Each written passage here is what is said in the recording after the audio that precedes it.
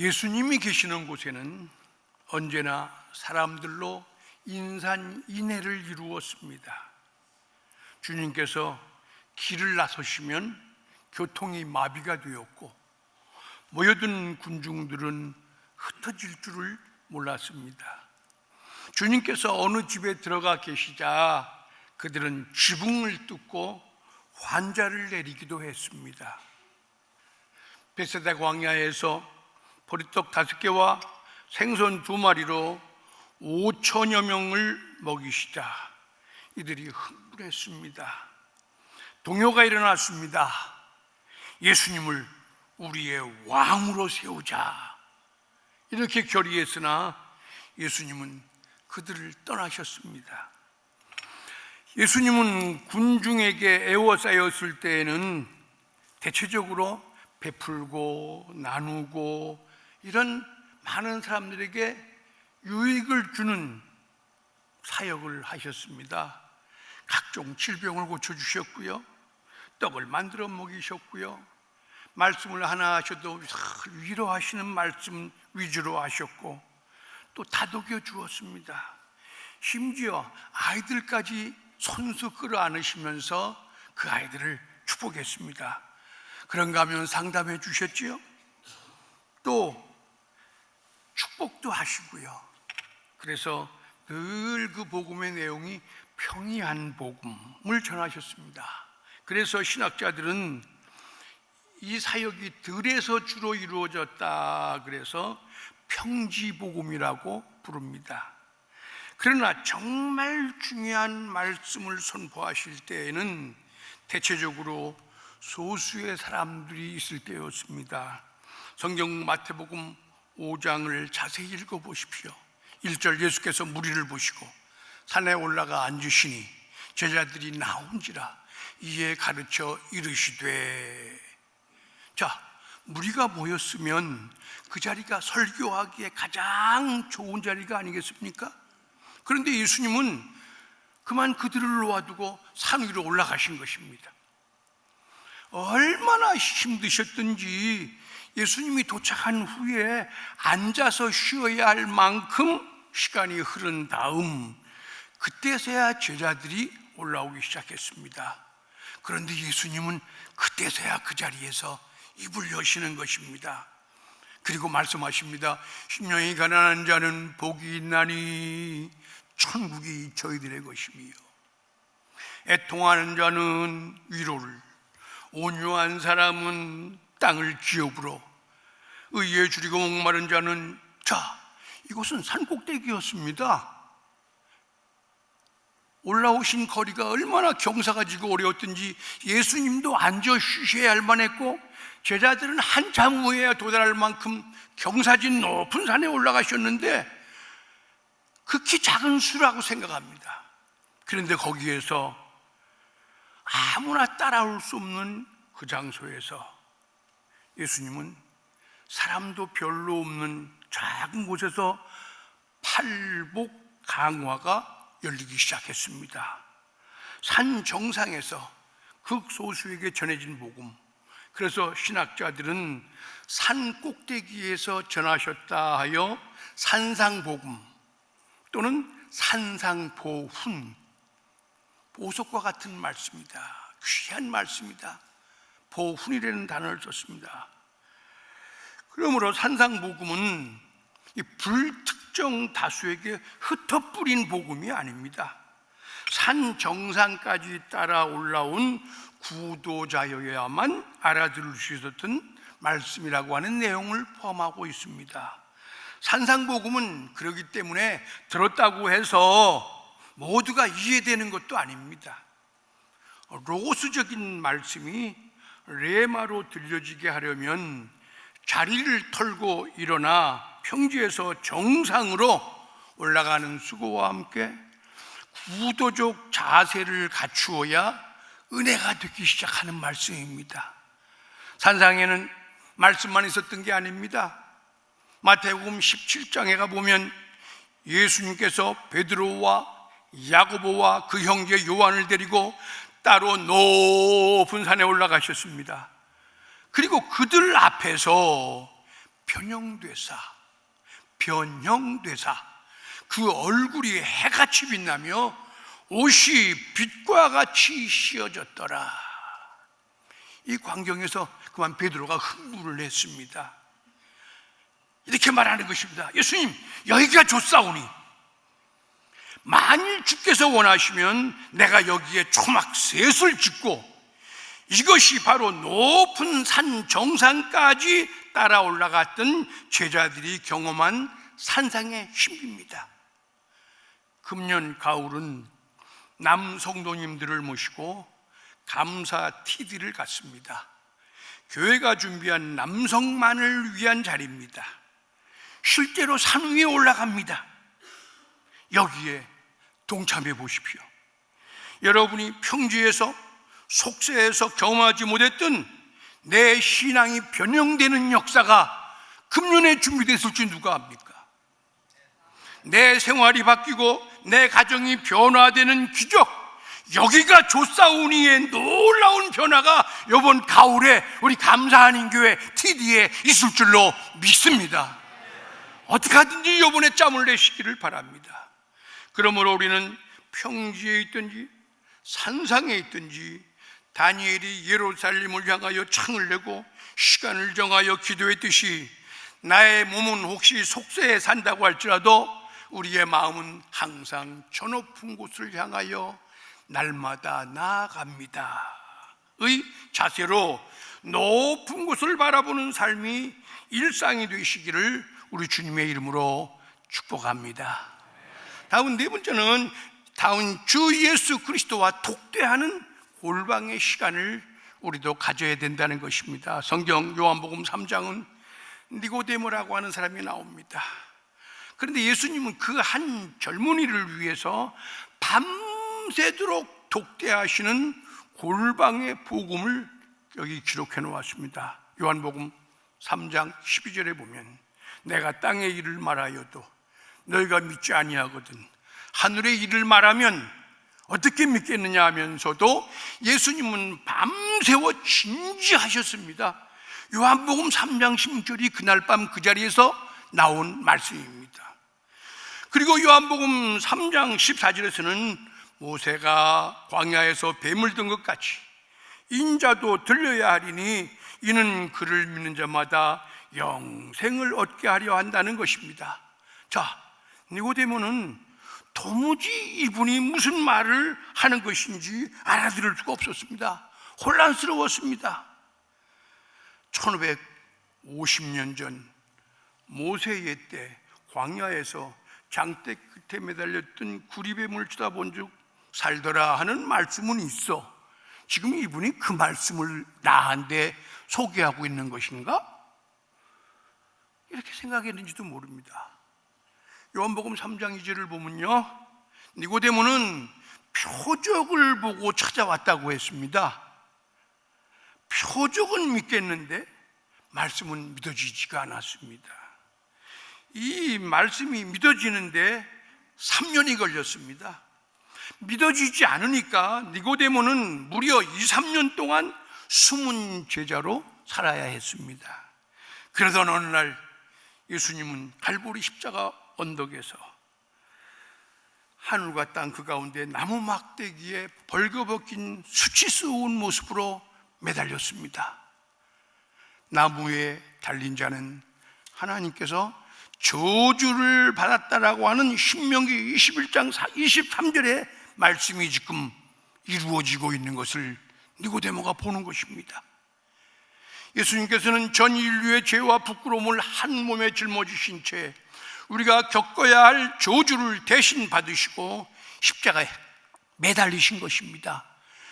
니고데모가 그때 깨달은 것이 있습니다. 아, 그때 그날 밤에 하신 그 말씀은 1550년의 모세 때에 그것을 얘기하는 것이 아니라 당신이 죽어가야 하는 모습을 나한테 말씀하신 것이로구나. 표적은 믿었으나 말씀에는 약했던 니고데모는 갈보리 십자가에 표적을 보고 있습니다. 2, 3년 전에 골방에서 독대했던 말씀이 그대로 이루어져가는 모습을 지금 눈으로 보는 것입니다. 그때서야 니고데모는 예수 그리스도께서 그날 밤 내게 하신 그 말씀이 사실적으로 믿어지기를 시작한 것입니다. 이 죽음은 예사 죽음이 아니었어. 자, 보십시오. 요한복음 3장에서 들었던 말씀이 요한복음 19장, 20장에 와서야 믿어지기를 시작했습니다. 그 기간이 2, 3년입니다. 아마 그는 가슴을 치며 동의하고 자복했을 거예요. 왜 그때 그 안타까운 심정으로 말씀하시는 그 주님의 말씀을 내가 액면 그대로 받아들이지 못하는 것일까? 그는 더 이상 숨어서 믿을 수가 없었습니다. 벌떡 일어났습니다. 아리마대 요셉과 함께 당당하게 본디오 빌라도에게 걸어 들어갔습니다. 그리고 예수님의 신을 내게 주시오 요구한 것입니다. 이것은 어쩌면 지금까지 누려왔던 부귀와 영화를 포기하는 일일 수도 있습니다. 이제 보니 너도 그와 한패였구나.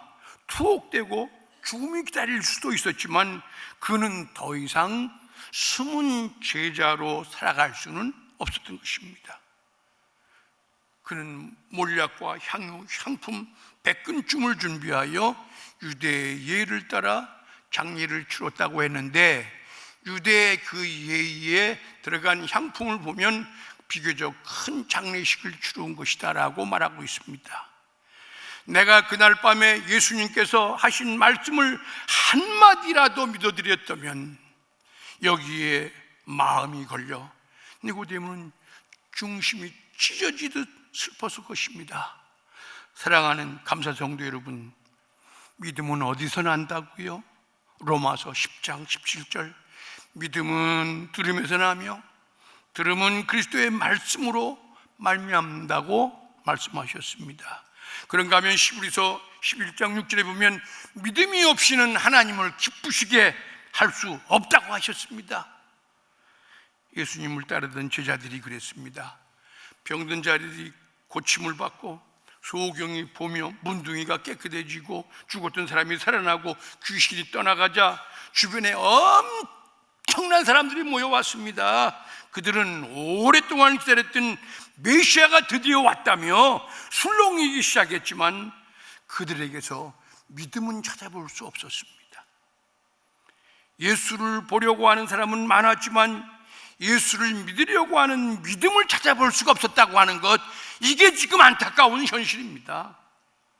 오늘날 예배도 보러 오는 사람은 많은데 예배를 드리려고 하는 믿음은 귀하다는 게 현실입니다. 세상에서의 큰일은 사람을 모으게 하고 관심을 끌게 하고 사업을 일으키는 일입니다. 그러나 하나님의 일은 사람이 아니라 하나님을 내 중심에 모셔드리는 일입니다. 지금 우리의 고민은 무엇입니까?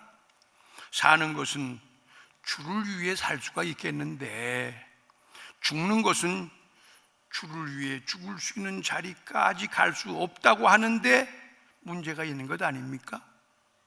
성경은 뭐라고 말씀하셨습니까? 살든지 죽든지 그리스도를 존귀케 하려는 신앙은 모든 것들이 다 성공이요 축복이고 영광이 된다고 말씀하셨습니다. 더우면 수은주가 올라가고 추우면 내려가는 온도계 신앙이 아니라 우리는 실패의 현장에서도 주님을 위하여, 아이고 저 사람 실패했는데 너 주님을 위하여 나는 이 길을 간다. 아이고 하다가 망했구만, 나는 주님을 위하여 지금 이 길을 가고 있다고. 이렇게 당당할 수 있어야 된다는 말입니다. 세상은 흠없고 매끈하고 예쁜 사람을 훌륭하다고 평가하지만 하나님의 입장에서는 흠이 있어도 그 허물과 실수까지라도 그것이 그리스도를 위한 삶으로 헌신될 때 그 사람을 높이 평가하시고 그런 사람들을 크게 들어 사용하신다고 하는 것이 성경에 나오는 역대 인물들이 우리에게 그것을 증거하고 있습니다. 베드로는 다혈질의 실수투성이었습니다. 저들은 다 떠날지라도 나는 끝까지 남겠다고 했습니다. 그러나 그도 도망쳤습니다.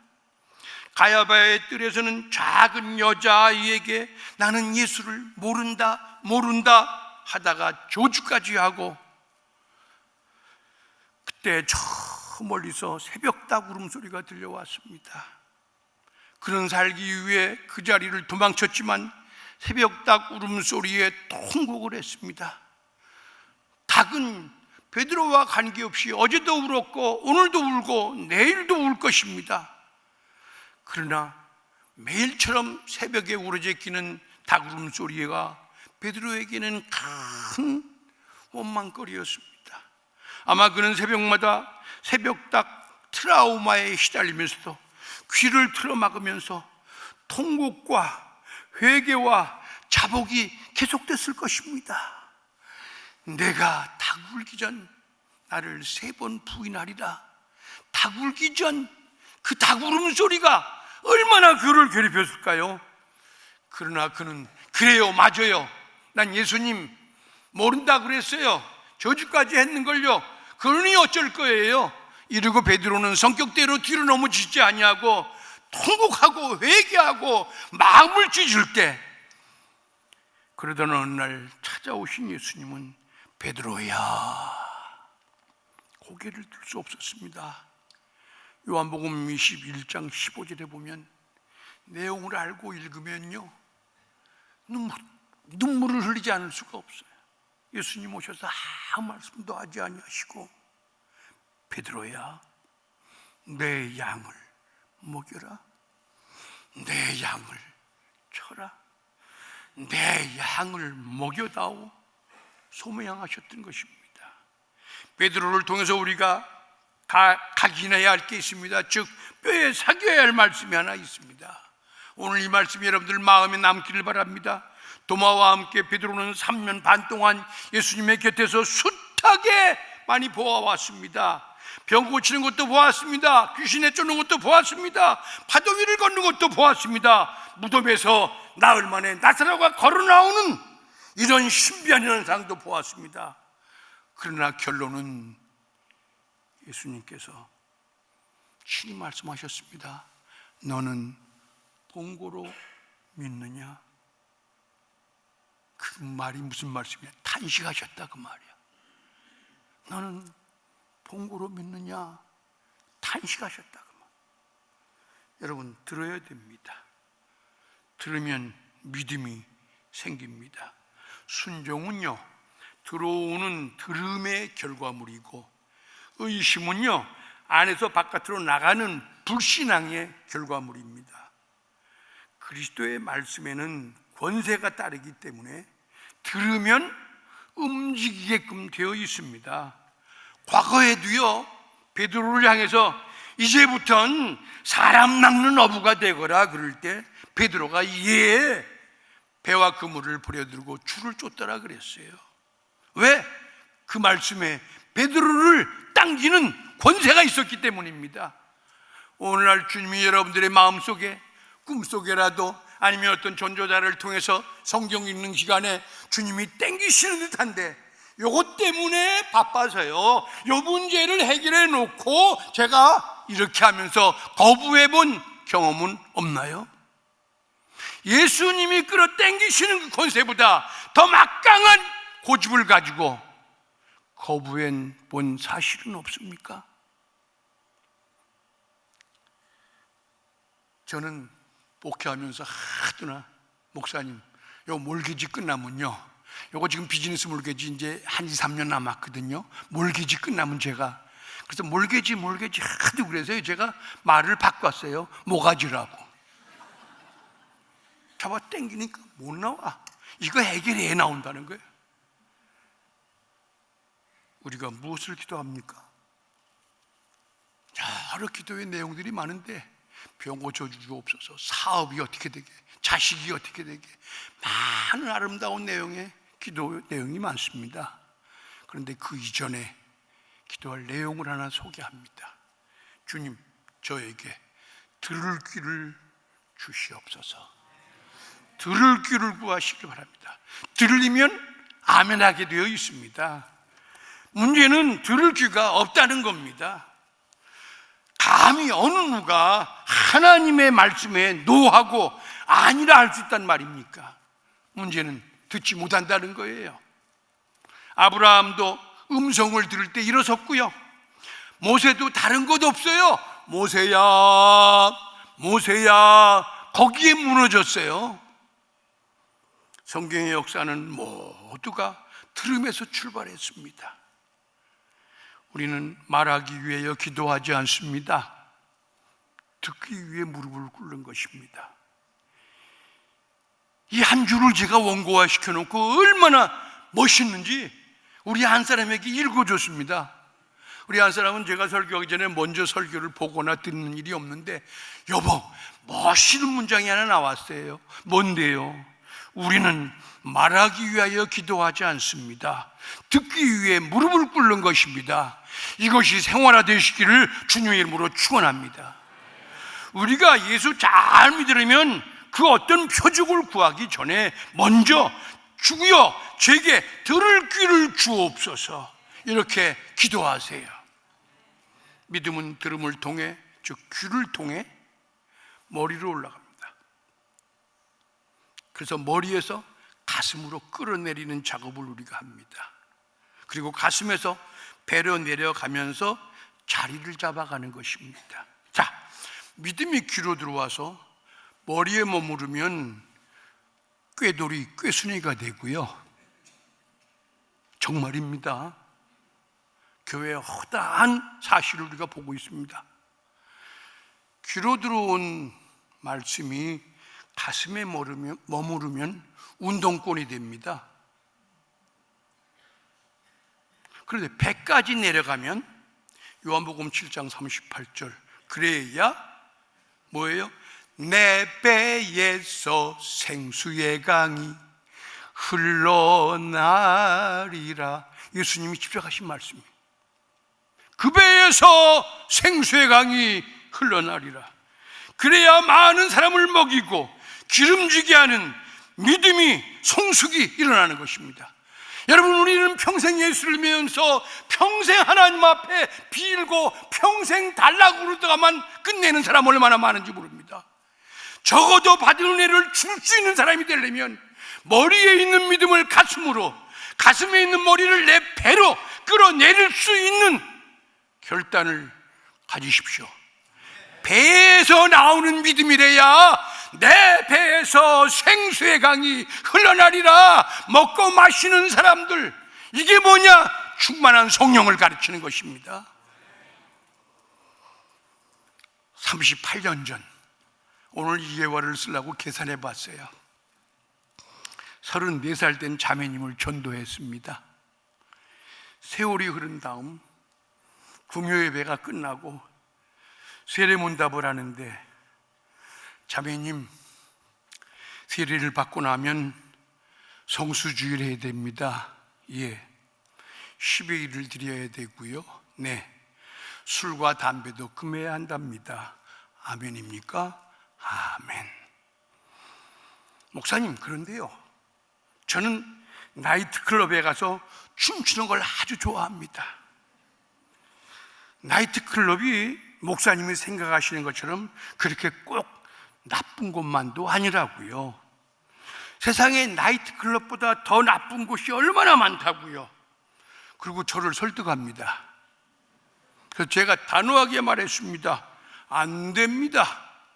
그럴 수 없습니다. 아주 근엄하게 딱 잘랐습니다. 그랬더니 자매님 얼굴이 아주 복잡해지기 시작했어요. 저는 나이트클럽에 가서 춤만 추었지 나쁜 일을 한 적이 단 한 번도 없습니다. 제가 그래도 안 된다고 그랬습니다. 목사님, 그러면 잠깐만 생각할 여유를 주세요.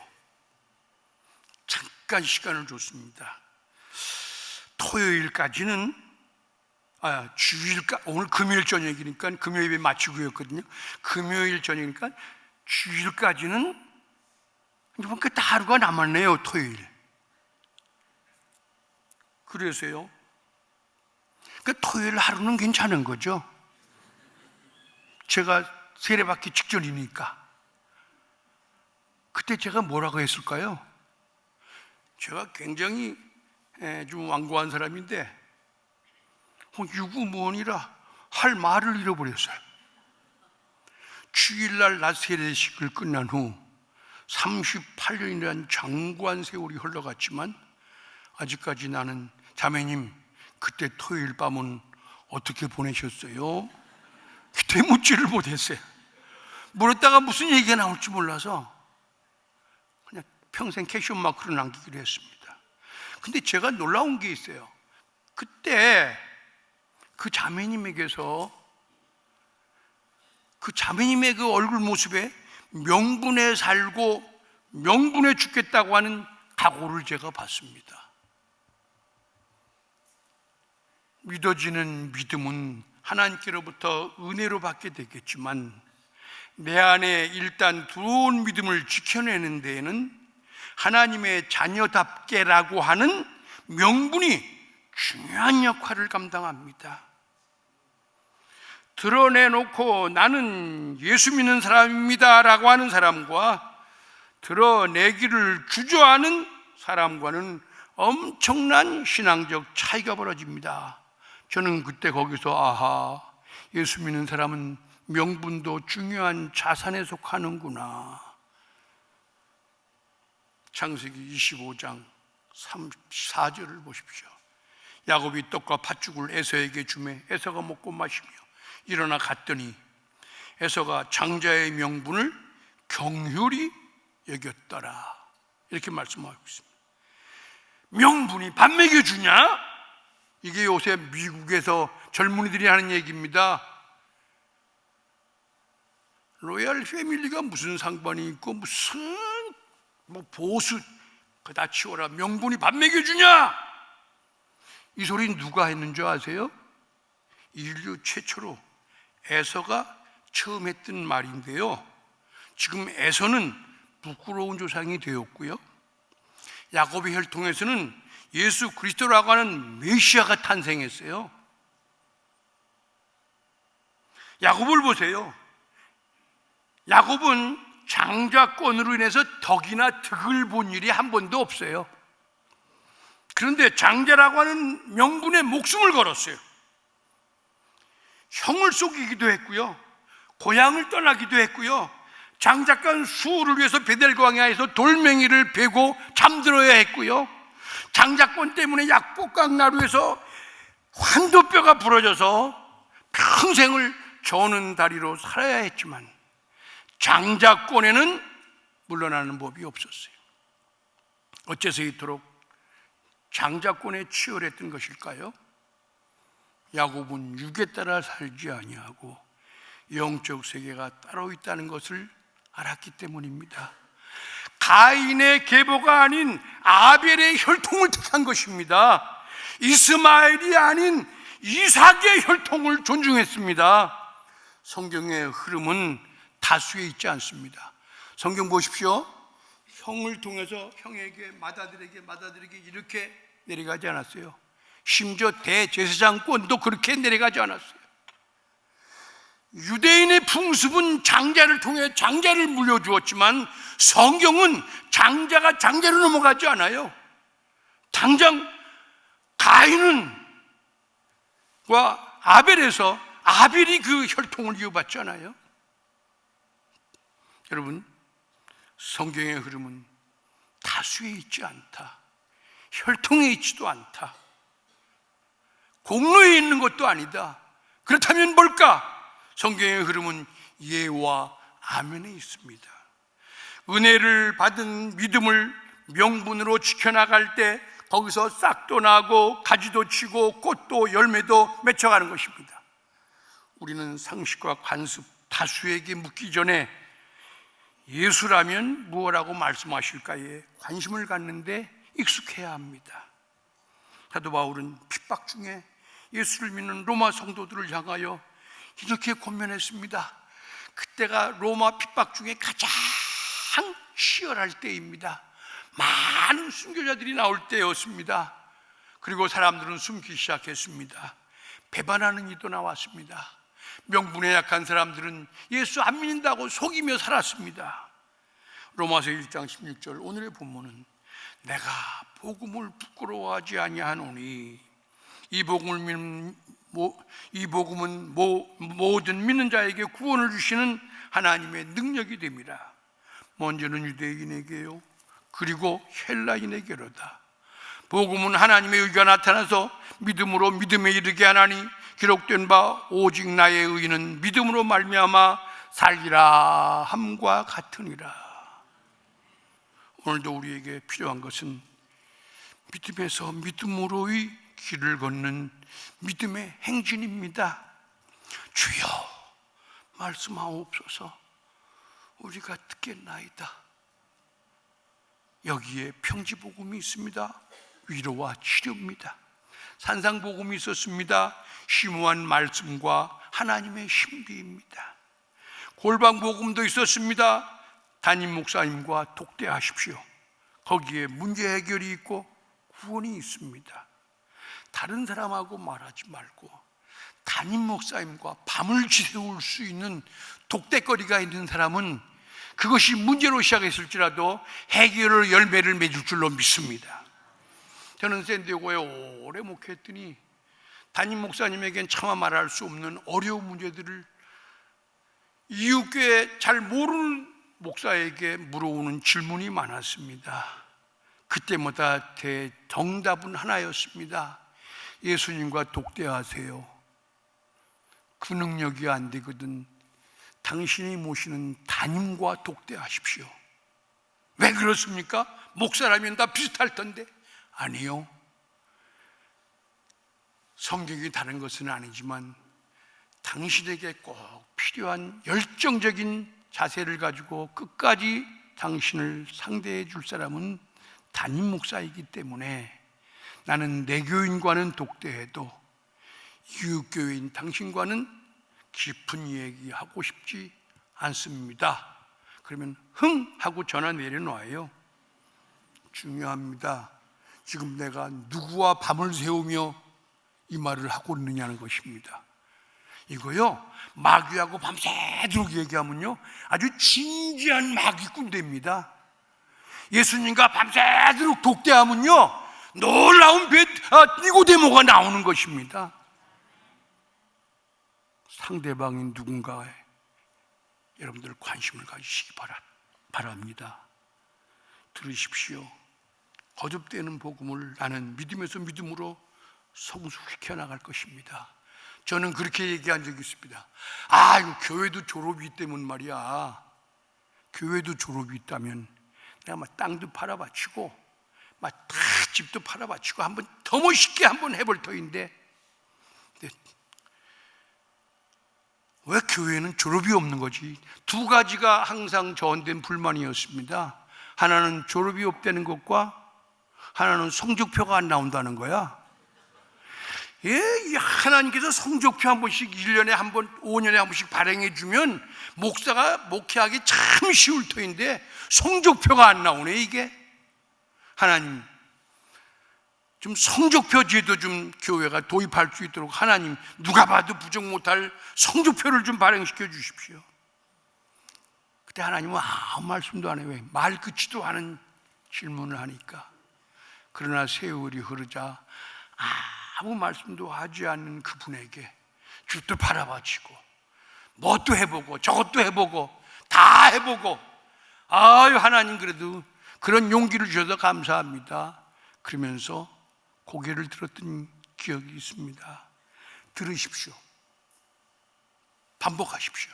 제가 여의도 수목원교회 여행을 나갔다가 들었는데 조영기 목사님이 무슨 예화를 하더라고요. 그랬더니 그 옆에 있는 할머니 권사님이 하하하하 그러면서 예배 시간이에요.